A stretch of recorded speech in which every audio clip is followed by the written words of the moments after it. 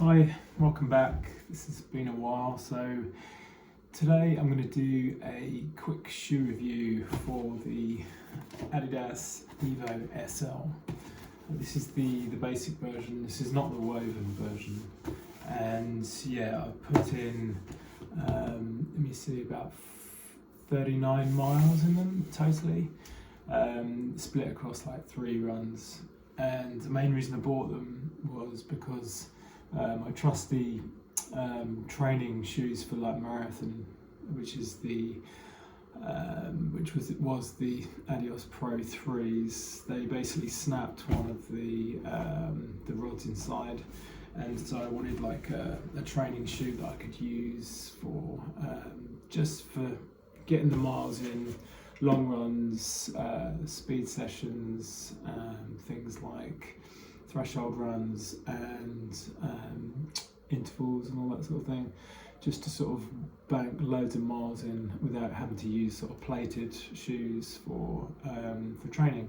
So yeah, these are the shoes I've got. I've got them in the grey colourway, which is very sort of basic looking, sort of quite clean and minimal, and it's a good looking shoe. It's very similar looking to the Pro EVO 1, which I think they modelled some of the design around, and it's just there's so much fuss about this, just in terms of, one, they're cheap, and they look good, and so I just wanted to see what the fuss was about.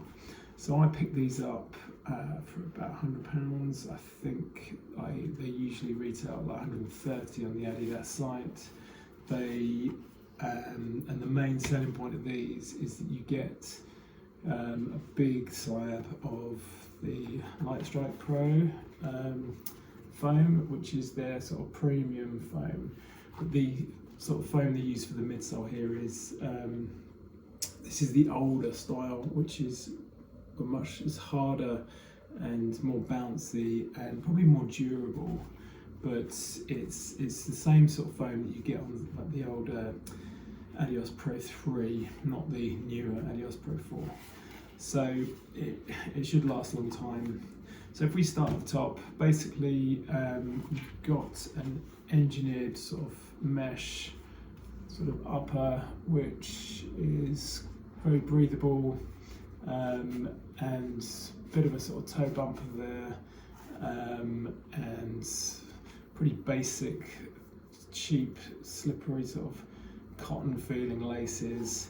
With this version as well, you've got a tongue that sort of floats about a bit. There's no gusset on that, and it's a very thin tongue, but so it takes a bit of sort of positioning when you lock it down at the start.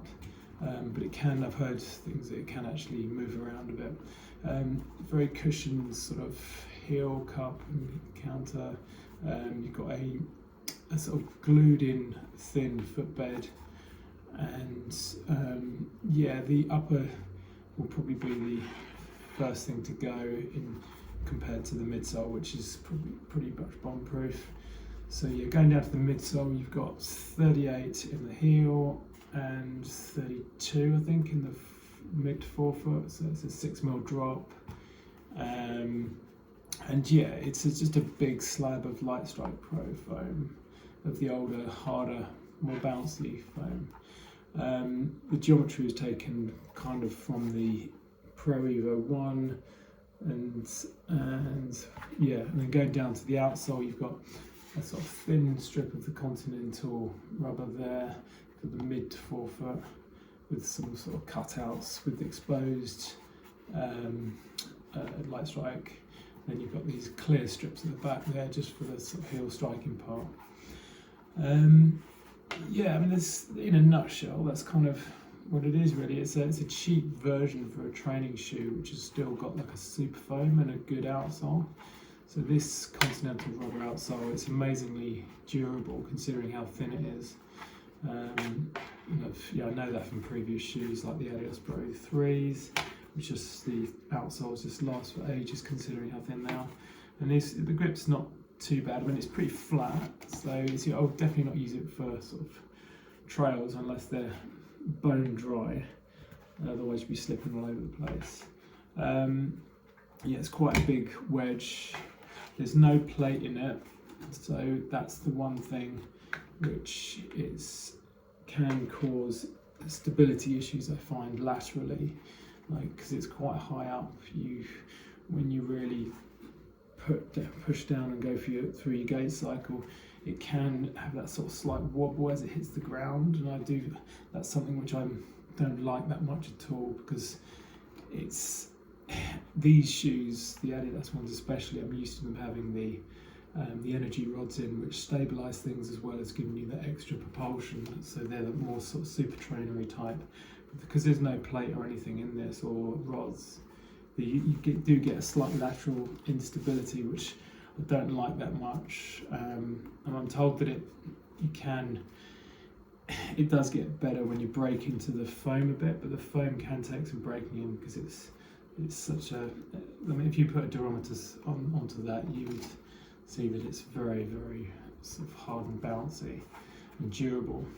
So yeah, I think it's a fast shoe. I mean, these are UK size 9, and they come in at like 232 grams or around that sort of mark. So they are lighter than their sort of competitor in the Adidas line, like the Boston 13. So they're a light shoe.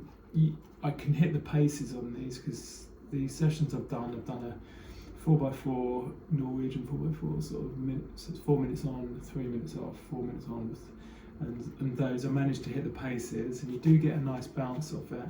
But the only thing I'm not 100% sort of keen on is the lateral stability, because I think you need quite strong ankles for that, because it's just to support it laterally. And the other session was an interval session where I think it was 7 times 5 minutes with 60-second sort of float. And yeah, that one I wasn't hitting the pace as much as I'd like to, but it's a relatively quick shoe. It's not as fast as a race day shoe. It sort of sits in the middle somewhere, and it's harder to find discounts on these because they're so popular. They haven't actually given loads of discounts on them compared to things like the Boston. So yeah, I think there's a place in the lineup. It's easy just to sling on and go out and do a workout with it. It's nice for sort of going up and down hills because it's a lightweight shoe. I think the first thing that will go will be the upper, just in terms of how thin it is. I think the sole will just keep on going and going. It's just a very durable midsole and outsole. It's fairly comfortable. It's a bit like the Adidas Pro 4 in terms of the volume in the toe box. So I set it a size to a 9, UK 9. Sometimes I can get away with an 8.5, but with this, sort of it's the size quite fairly small. But so yeah, that's my review. Not massively keen, but I still think it'll get a lot of use. I'm going to do a comparison video between this and the Boston 13, because yeah, that's a similar sort of price, and you get some amazing deals on that. Because basically I'll be using this for the preparation for London and Brighton Marathon coming up in April. So yeah, thanks for watching. I hope it's useful. Yeah, this is my review for the EVO SL standard version. Cheers for watching. Bye.